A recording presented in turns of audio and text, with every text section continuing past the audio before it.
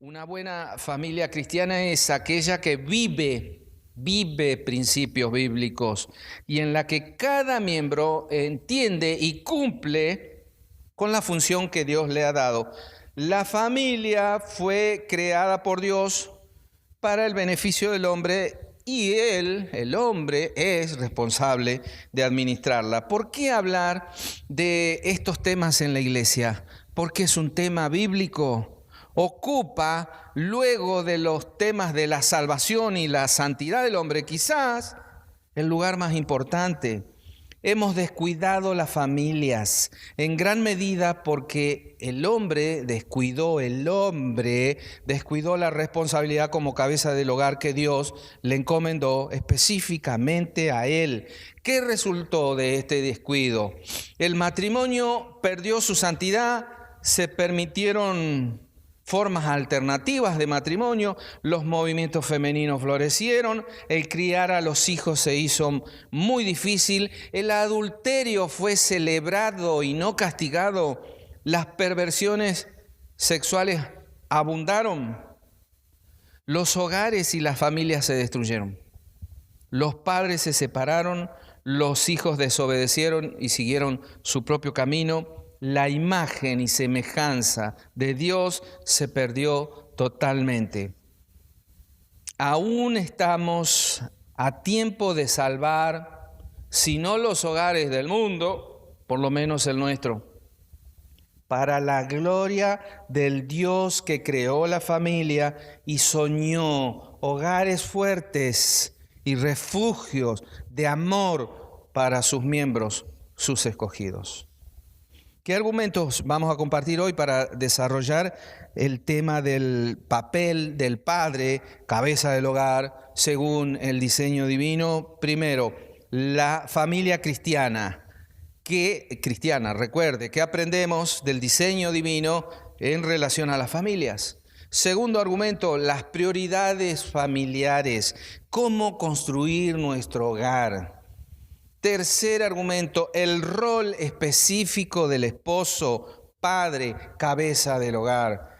Cuarto, ejemplos bíblicos, malos y buenos, para aprender de ellos. Primer argumento, la familia cristiana. ¿Qué aprendemos del diseño divino en relación a la familia? Dice capítulo 2 de Génesis, versículo 22, y de la costilla que Jehová Dios tomó del hombre, hizo una mujer y la trajo al hombre. El matrimonio se inició por mandato divino en el huerto del Edén. Por eso la iglesia, nosotros, tenemos la obligación de volver el enfoque del matrimonio hacia el diseño original de Dios.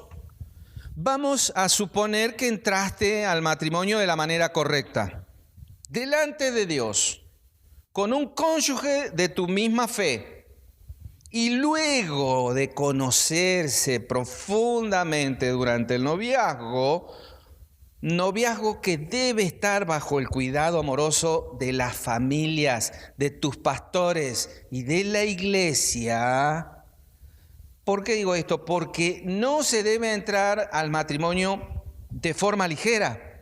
Uno de los errores más graves del mundo es la manera apurada y descuidada que la gente se casa. Y algunos ni se casan. Venite, ubicate, quédate. No se les da consejo al novio y a la novia sobre la unión de sus vidas, de lo que va a ser la relación humana más íntima que jamás se haya diseñado. Pero Dios dispuso el matrimonio, y Él lo aprueba ya que Él lo inició. Tome nota de eso, Él lo aprueba. Muchas veces los padres se equivocan. Y Él da, y ni hablar de los novios, y Él, Dios, da ejemplos y normas a seguir en su palabra. Ahora bien, hoy les hablamos a quien ya está unido en matrimonio y quiere agradar a Dios, conduciendo su pareja y su familia según sus valiosas instrucciones. O también le hablamos a aquel que quiere encauzar un hogar descarriado. También le hablamos a aquel que quiere comenzar la restauración de una familia que peligrosamente se les está yendo de las manos. Veamos entonces a lo largo de este mensaje el consejo y la guía divinas. ¿Qué encontramos en las Escrituras en relación al hogar, al matrimonio y específicamente en este argumento? Dice Colosenses capítulo 3, versículos 18 y 19, casadas, estad sujetas a vuestros maridos como conviene en el Señor. Maridos, amad a vuestras mujeres y no seáis ásperos con ellas.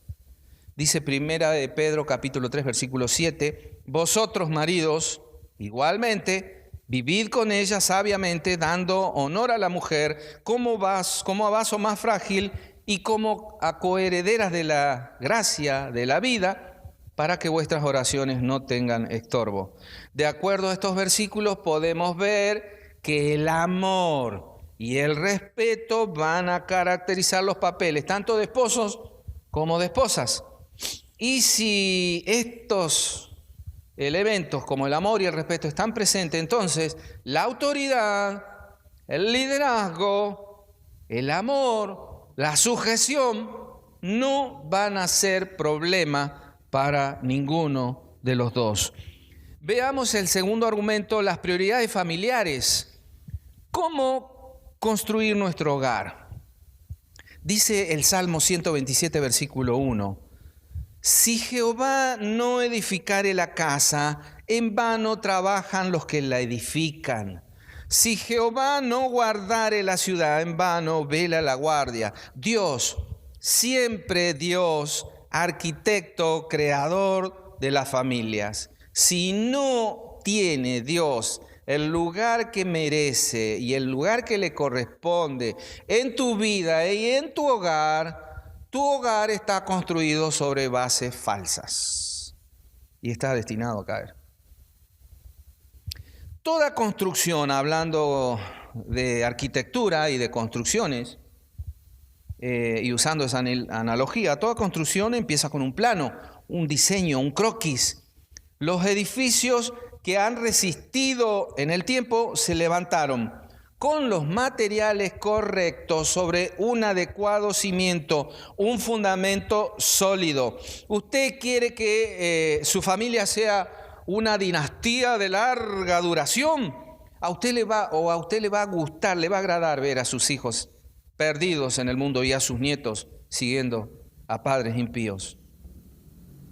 Si usted quiere que su familia sea una dinastía de larga duración, empiece por seguir el plan de Dios sin ningún cambio en los materiales. Jesús es la roca y su palabra es el plano. Respecto a la división de responsabilidades en el hogar, la Biblia instruye a los esposos a proveer para sus familias. El padre de familia, la cabeza del hogar, es el que debe trabajar y ganar el dinero para cubrir todas las necesidades de su esposa, e hijos. Él debe trabajar. No hacerlo tiene, hermanos, consecuencias espirituales. Dice 1 Timoteo capítulo 5, versículo 8, porque si alguno no provee para los suyos y mayormente para los de su casa, ha negado la fe y es peor que un incrédulo. Esto no significa que la mujer no pueda ayudarle al mantenimiento de la familia. Proverbios capítulo 31 demuestra que una esposa piadosa seguramente puede hacerlo, pero proveer para la familia no es su responsabilidad primaria como esposa, es de su esposo. La Escritura deja en claro, y esto no puede leerse de otra manera que así, que el hogar debe ser la responsabilidad y el área de influencia más importante de la mujer, aun si ella tenga que acostarse más tarde y levantarse más temprano, su familia deberá estar siempre bien atendida. Esto no es fácil. Sin embargo, muchísimas mujeres viven estresadas y presionadas hasta su límite por tratar de hacerlo todo. ¿Qué tenemos que hacer? Reordenar piadosamente las prioridades y seguir las instrucciones bíblicas sobre nuestras obligaciones. ¿Cuáles deben ser nuestras prioridades? Estamos hablando de prioridades familiares. Esposos, atención. Aunque en realidad estas prioridades deben ordenar los intereses de todos los hijos de Dios, pero vaya este principio para un esposo que es también padre y por lo tanto cabeza del hogar. Y para aquellos que no lo son, para cuando lo sean, tomen nota. El orden de prioridades es el siguiente: Dios primero, el cónyuge después, los hijos después, los padres, los familiares, los hermanos y hermanas en Cristo, finalmente el resto del mundo. Dios está primero siempre. Deuteronomio capítulo 6, versículo 5 decía: y amarás a Jehová tu Dios de todo tu corazón y de toda tu alma y con todas tus fuerzas. Todo el corazón, el alma y las fuerzas de uno deben estar comprometidas a amar a Dios, haciéndolo la prioridad número 1. Si estás casado, tu cónyuge viene después de Dios. Un hombre casado debe amar a su esposa como Cristo amó a la iglesia, dice Efesios capítulo 5, versículo 25. La prioridad número 1 de Cristo, después de obedecer y glorificar a Dios Padre, fue la iglesia. Ahí hay un ejemplo de cómo los esposos deben actuar. Primero Dios, después su esposa. Es un principio aplicable a la esposa también. De la misma manera, las esposas, dice otro versículo, deben estar sujetas a su marido como al Señor. Efesios capítulo 5, versículo 22. El principio es que el esposo de una mujer es segundo, después de Dios. De esa relación matrimonial, si los hay, los hijos deberían ser la siguiente prioridad. Los padres deben criar hijos piadosos. Dios quiere esto de vos, papá, que tus hijos le conozcan a Él, le amen a Él, le sirvan a Él y vivan para su gloria. Los padres deben criar hijos piadosos y estos van a ser la siguiente generación de aquellos que van a amar al Señor de todo su corazón. Proverbios 22:6 y Efesios 6:4 nos instruyen, nos mandan a instruir a nuestros hijos en el conocimiento del Señor y a criarlo en su disciplina y amonestación. Nosotros los padres, al criar hijos piadosos, les vamos a mostrar a ellos que Dios es la primera de nuestras prioridades y que todas las otras relaciones deben reflejar esa prioridad. Se nos manda honrar a nuestros padres para que tengamos larga vida y nos vaya bien. No se especifica un límite de edad, por eso, en tanto nuestros padres vivan, debemos honrarlo. Cuando un niño alcanza la edad adulta, ya no está obligado a obedecerlos, pero no hay límite de edad para honrarlos. Por eso entendemos que los padres son los siguientes en la lista de prioridades después de Dios, de nuestro cónyuge, de nuestros hijos. Vienen los padres. Y después de los padres viene el resto de la familia, hermanos, tíos, primos. Luego, siguiendo a la familia extendida de uno en la lista de prioridades, están los hermanos de la fe. Mucho del libro de Corintios, sobre todo el primero, son instrucciones de Pablo sobre cómo debe vivir la iglesia junta, en armonía, amándose unos a otros. Recuerde usted, servíos por amor los unos a los otros, antes sed benignos unos con otros, animaos unos a otros y edificaos unos a otros. Finalmente, viene el resto del mundo, dice Mateo capítulo 28, versículo 19, a quienes debemos llevar el evangelio haciendo discípulos de Cristo. Todas nuestras relaciones posibles están allí. ¿Cuál es el orden de prioridades en nuestras relaciones? Primero Dios, segundo el cónyuge, tercero los hijos, cuarto los padres, quinto la familia, sexto la iglesia, séptimo el resto del mundo. Cuando usted altera ese orden bíblico de prioridades, comienzan los problemas. Supóngase, Dios tercero, primero mis hijos, segundo el resto del mundo, atiendo al mundo primero, sexto mi familia. ¿Qué le espera a un hogar que tiene esas prioridades? ¿Qué espera al hogar cuando el cabeza de familia tiene todas las prioridades incorrectamente ordenadas? Cuando alteramos el orden bíblico de prioridades, comienzan los problemas. Tercer argumento, el rol específico del esposo, padre, cabeza del hogar. Dice Efesios capítulo 5, versículo 23, porque el marido es cabeza de la mujer, así como Cristo es cabeza de la iglesia, la cual es su cuerpo y Él es su Salvador. Muchos hombres no entienden su papel para el éxito del matrimonio y la familia. Dios ha dado a la familia un camino claro y sus métodos siempre funcionan bien. Porque aunque el hombre y la mujer son iguales en relación a Cristo y a la salvación y al amor que Dios nos tiene, la Biblia les asigna planes, roles, responsabilidades específicas para cada uno dentro del matrimonio. Para el caso del esposo, este debe asumir el liderazgo de la casa. Este liderazgo no debe ser ni de dictador, no debe ser condescendiente, no debe ser de superioridad hacia la esposa, sino que debe ser de acuerdo con el ejemplo de Cristo y la forma en la que Él dirige a la iglesia. Dice Efesios capítulo 5, versículos 25 y 26. Maridos, amad a vuestras mujeres así como Cristo amó la iglesia y se entregó a sí mismo por ella para santificarla, habiéndola purificado en el lavamiento del agua por la palabra. Cristo amó a la iglesia con compasión, misericordia, perdón, respeto y sin egoísmo. De esta misma manera los esposos debemos amar a nuestras esposas.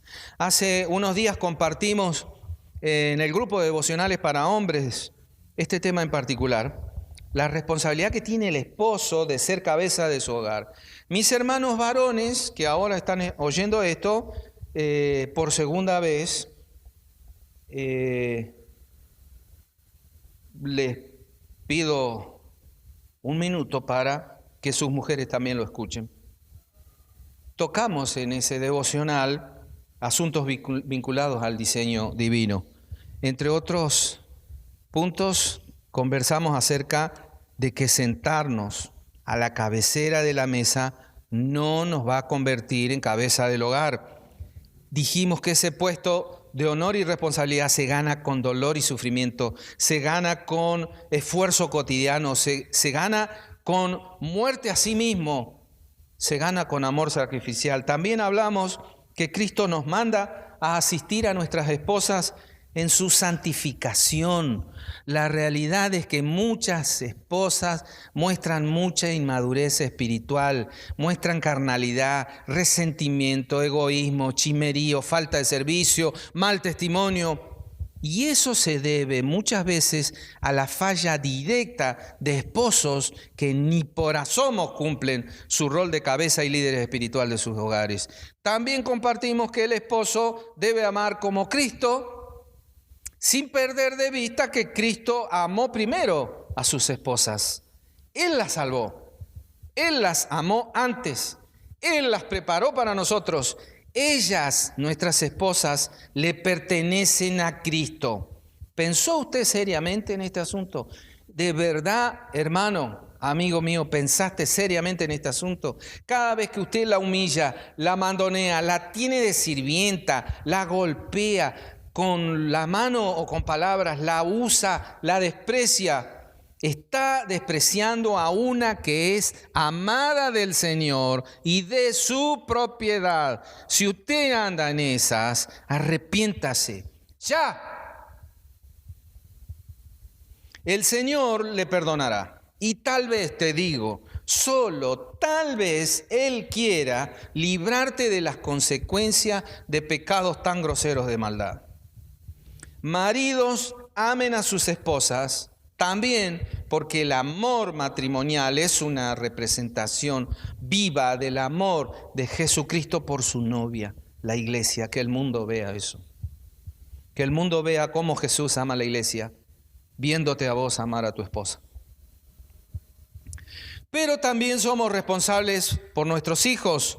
Muchos padres no sienten que sus hijos sean importantes o que valen tiempo y esfuerzo. Digo, por cuánta dedicación les ofrecen a sus hijos. Mire el valor que tienen los niños para Dios, que cuando decidió enviar al Salvador del mundo, envió un bebé. A menudo las ocupaciones de los padres tienen prioridad y muchos niños nunca alcanzarán el potencial que Dios preparó para ellos debido a esto. La palabra de Dios nos da instrucciones claras sobre cómo Él ve a todos, incluyendo a los niños. Él ve su corazón. Los mandamientos de la vida familiar que vimos al principio decían específicamente de esto lo siguiente. Sexto mandamiento, ¿se acuerda? Padres, no provoquéis a ira a vuestros hijos, sino criadlos en la disciplina y amonestación del Señor. El versículo 4 de Efesios capítulo 6. Y el séptimo mandamiento de esa lista del autor de este libro que te comenté al principio decía, instruye al niño en su camino. Debemos ir a un pasaje definitivo del Antiguo Testamento sobre la educación de los niños que se encuentra en Deuteronomio capítulo 6, versículos 5 al 8. Un extenso parrafito, pero quiero compartirlo con todos vosotros en esta tarde. Y amarás a Jehová tu Dios de todo tu corazón y de toda tu alma y con todas tus fuerzas. Y estas palabras que yo te mando hoy estarán sobre tu corazón y las repetirás a tus hijos y hablarás de ellas estando en tu casa y andando por el camino y al acostarte y cuando te levantes, y las atarás como una señal en tu mano y estarán como frontales entre tus ojos. El padre debía ser diligente en instruir a los hijos en los caminos y las palabras del Señor para su desarrollo espiritual y para su bienestar. Este mensaje se va a repetir en el Nuevo Testamento cuando Pablo exhorta, ya lo hemos leído, a los padres a criar a los hijos en la disciplina y la amonestación del Señor. ¿Qué usa el Señor para amonestarte? Su palabra. ¿Qué usa vos para amonestar a tus hijos? Los niños necesitan de ambos padres, papá y mamá, trabajando y orando juntos para dar un ejemplo piadoso a los niños. Ellos necesitan una instrucción y un entrenamiento paternal y maternal para convertirse en mujeres y hombres piadosos. Los niños podrán convertirse en lo que Dios quiere, que ellos sean sin la guía paternal y sin la guía maternal, pero va a ser mucho más difícil para ellos. Y usualmente eso va a suceder después de mucho dolor y muchos problemas. Pero también la iglesia es una parte integral de la educación de los niños, ayudando a los padres a alimentar y educar a los niños en asuntos espirituales. Nada podrá reemplazar la enseñanza bíblica sólida de la iglesia y de la escuelita dominical.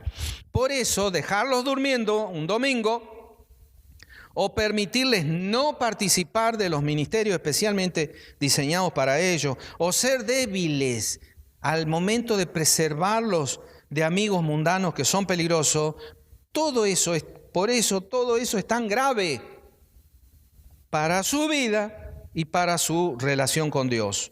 Como compartía nuestro hermano Javier en los devocionales para hombres, luego que los hijos han crecido y se van de casa, será muy tarde para intentar cumplir la responsabilidad que Dios nos dio al momento de prestarnos a nuestros hijos. Y nada dolerá más en el alma que ver al fruto de nuestro matrimonio vagar perdido en el mundo, sin Dios, sin Cristo, sin esperanza. Para reflexionar, para tomar decisiones,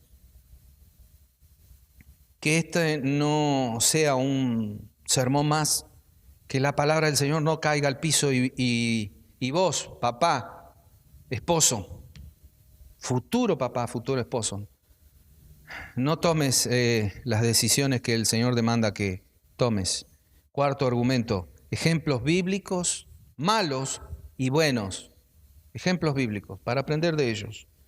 Las Escrituras exponen ante nuestros ojos innumerables experiencias que enfrentaron padres a lo largo de la historia bíblica. Voy a recordar 3 o 4 buenos y 3 o 4 malos. Isaac y Jacob, Antiguo Testamento. Fueron padres con mucho favoritismo. Isaac tenía por favorito a Esaú y su esposa lo tenía por favorito a Jacob. Más adelante Jacob aprendió este mal ejemplo y tenía por favorito a su hijo José, quien estaba por encima del resto de sus 11 hermanos. El favoritismo, hermanos, trae secuelas graves como división, engaño, maldiciones, peleas, generaciones dañadas gravemente. Eso te muestra la Biblia. Saúl fue un padre violento, iracundo. No valoraba a su hijo Jonatán. Fue un padre que se le soltaba la cadena, propenso a la ira. Una vez cuando se enoja contra Jonatán, le grita los peores insultos a él y a la mamá de él. Luego incluso intenta atravesarlo con una lanza. 1 Samuel, para el que lo quiera leer. Su ira le dominaba fácilmente. Como resultado de esto, provocó la ira y la depresión de su hijo, y más tarde ambos morirían tristemente en una batalla, producto de su incontrolable temperamento. David fue un padre permisivo. Fue lo contrario de Saúl como padre, porque David fue amoroso, con mucho afecto, muchos regalos, pero nada de disciplina. David, el rey, se negó a corregir a sus hijos, incluso a llamarles la atención o a hablarle de lo que hacían mal. Eso está en Primera Reyes. Como resultado, sus propios hijos se levantaron en armas contra él, aun cuando él estaba viejo y enfermo. Le causaron mucho dolor a su padre y a la nación entera. Cuando sucede esto, que hay padres permisivos que no le imponen límites a sus hijos, no solo sufren los padres y su familia, sufre también la iglesia. Me acuerdo del ejemplo de Elí y de Samuel. Eran padres muy ocupados. Elí era un sacerdote de tiempo completo en el templo de Dios, se dedicó mucho a servir religiosamente, pero olvidó su rol como padre. Como resultado, sus hijos fueron hombres perversos. Cuando hubo que hacer algo, Elí solo les habló muy ligeramente, sin ninguna responsabilidad. El resultado final fue que los 2 hijos murieron. Y enterándose de esta muerte, él también murió. 2 Samuel capítulo 2. Le sigue Samuel, conocido como uno de los profetas más íntegros de la Biblia. Además, ejerció los oficios de juez y sacerdote de la nación. Nadie encontraba una tacha en él. Vos lo veía el tipo perfecto a la vista de todos, salvo cuando se trataba de sus hijos. Al parecer, Samuel adquirió la forma de crianza de Elí. A Samuel se cría bajo la tutela de Elí. Lo ve como él cría a los hijos, el que hace cría a los hijos igual. También dice la Biblia que sus hijos fueron impíos. El resultado de todo esto, porque él los pone como autoridad, porque eran sus hijos nada más, la nación cambió el gobierno de Dios por el gobierno de los hombres. Pidieron un rey. Deprimente. Amado hermano o amigo, si usted es uno de estos, cambie ya mismo, arrepiéntase y busque ayuda en Cristo. Tal vez Él haga misericordia con usted y con sus hijos y ellos no terminen mal sus días. Deprimente, pero gracias a Dios también encontramos buenos ejemplos en la Biblia, ejemplos de los que tenemos que tomar nota y esmerarnos en imitar. Abraham. Cuando Abraham ya estaba avanzado en edad, esto es Génesis capítulo 24, estaba preocupado por el futuro de su hijo Isaac.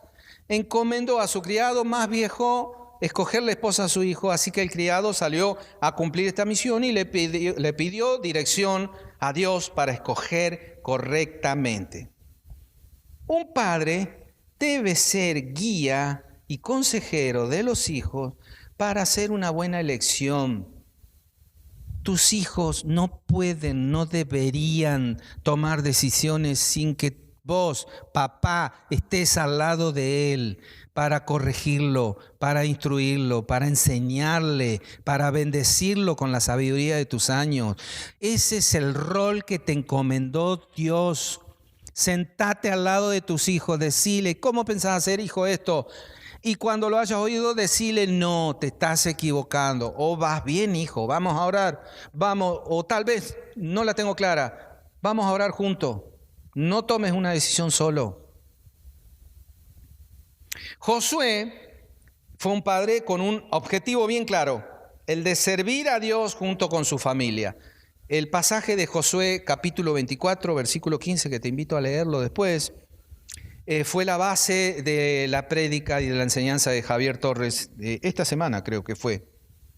Lo muestra José con un objetivo claro: servir a Dios junto con su familia. Mientras mis hijos estén en mi casa, van a servir a Dios. No se me va a escapar ninguno al mundo. En cuanto de mí dependa, agarraré la chancleta, el cinto o lo que fuera necesario. Hijo, aquí habita el Señor, su gloria y su majestad. Mientras estés bajo mi techo, a Dios se lo honra, se lo obedece y se lo ama. Y el ejemplo de Job: sus hijos se reunían en lo que hoy diríamos juntadas. Viste que todo el mundo hace juntadas, aun cuando estén prohibidas. Cuando pasaban las fiestas que organizaban los hijos, Job los santificaba y ofrecía holocausto para que todo pecado que hubiesen cometido en esos días fueran perdonados. Este es el ejemplo de un padre que intercede constantemente por sus hijos. No seas un padre con favoritismo, no seas un padre violento, no seas un padre permisivo, no seas un padre tan ocupado en atender al mundo o tus ocupaciones que abandones a tus hijos. Sé un padre como Abraham, guía y consejero. Sé un padre como Josué, con un objetivo claro: que tu familia siga al Señor, le ame y le sirva. Sé un padre como Job, un padre que intercede constantemente por sus hijos. La iglesia actual, y la nuestra en especial, está llena de ejemplos buenos y malos. Uno puede ver que Dios retiene el juicio de los malos por amor de su nombre. Pero si no toman una decisión firme en relación a su mala actitud, Dios no tendrá por inocente al culpable. Leía un texto, me venía a la memoria el texto que dice: viviendo felices para siempre. Hablamos del hogar cristiano que arranca con un matrimonio. Dijo el Señor en Lucas 18:27: lo que es imposible para los hombres es posible para Dios. Los cuentos de niños, los cuentos clásicos pintan la figura de que quienes se casan viven felices para siempre. Viviendo en el mundo real, sabemos que esto no sucede. Habitualmente el matrimonio está lleno de gozo, de pesar, de dolor, de pérdida, pero también de asombro por una vida nueva que se te ha puesto a tu cuidado.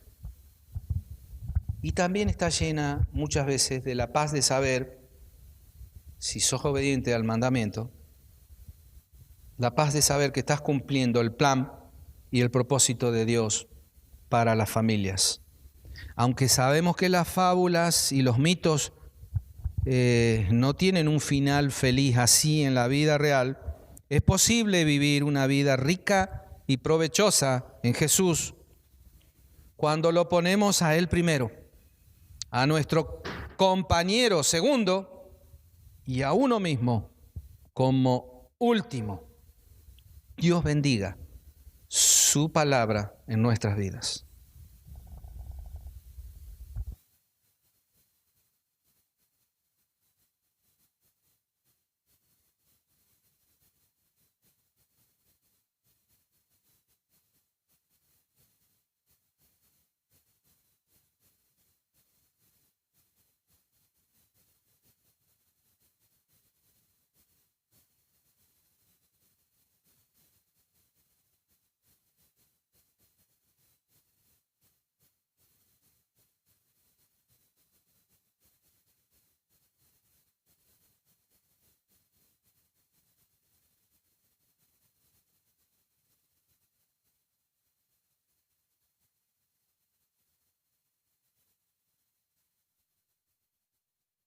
Una buena familia cristiana es aquella que vive principios